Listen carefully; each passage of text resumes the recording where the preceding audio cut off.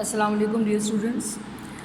In today's online class we discuss the branches of chemistry. So here I am going to recapitulate the definitions of these. Okay, so the branches of chemistry, they are divided into the basic branches, which are the physical, organic and inorganic chemistry. So what is physical chemistry? We discussed as earlier that it is the branch which deals with the relationship between the physical properties of the substances and the chemical reactions occurring in them. It is said to be the physical chemistry.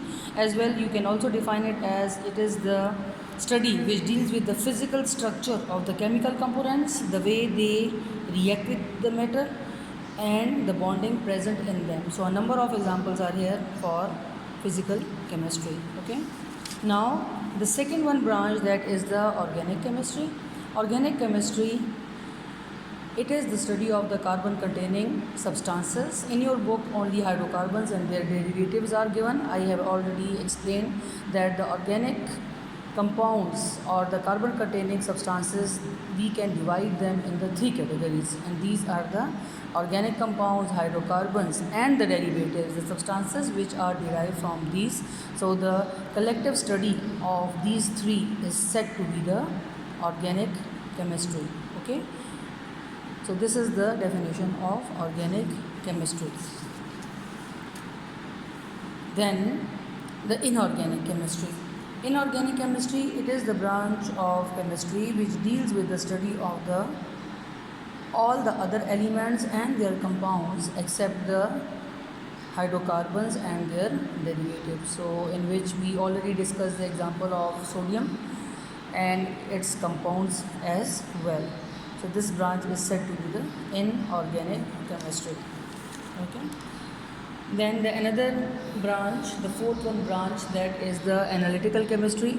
So the analytical chemistry, as we discussed, that the word analytical is taken from the word analysis. So analysis basically is of two types, that is the quantitative analysis or the qualitative analysis of matter. So the branch of chemistry which deals with the qualitative analysis and the quantitative analysis of matter, it is called as the analytical chemistry.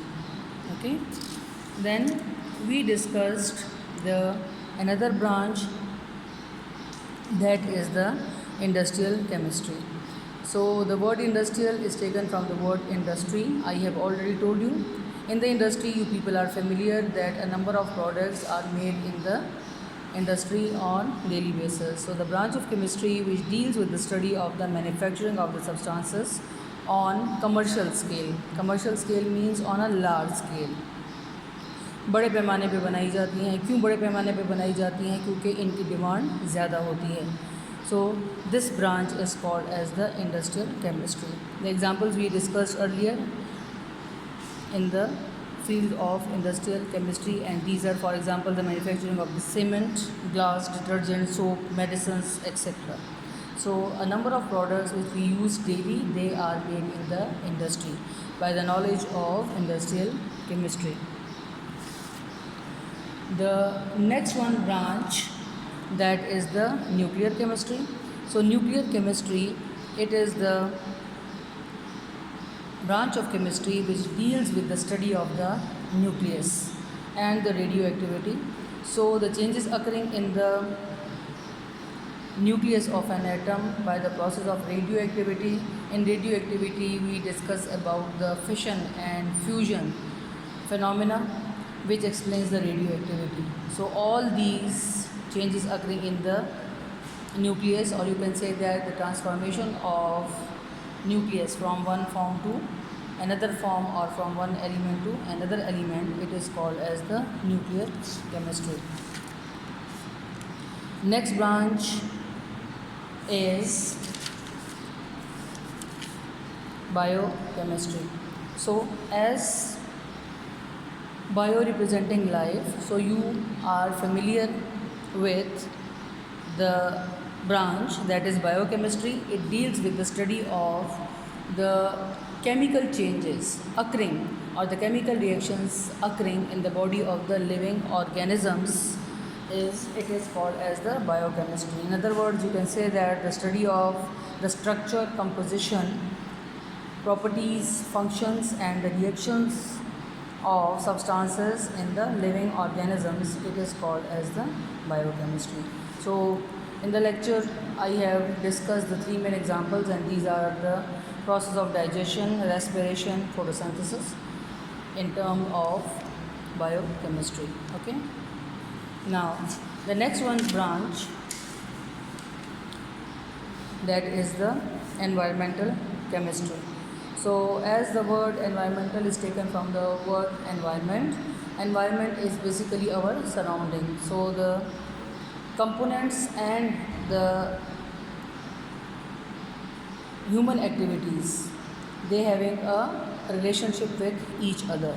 Okay, so the human activities in relation to the components of the environment, and they having an adverse effect on the quality of various mediums like air, water, soil, etc. So the study of the environment in which the biotic or abiotic factors in relation with the human activities which directly and indirectly affect the surroundings and living organisms. So this is little bit a summary of your topic. Today we discuss the 8 branches of chemistry. For this you also consult your book. All the definitions are also present on your book page 5. Read it from here and learn the definition properly. Also consult your notes, come to school and collect your summer task as well as your photocopy notes for proper learning and preparation. Thank you.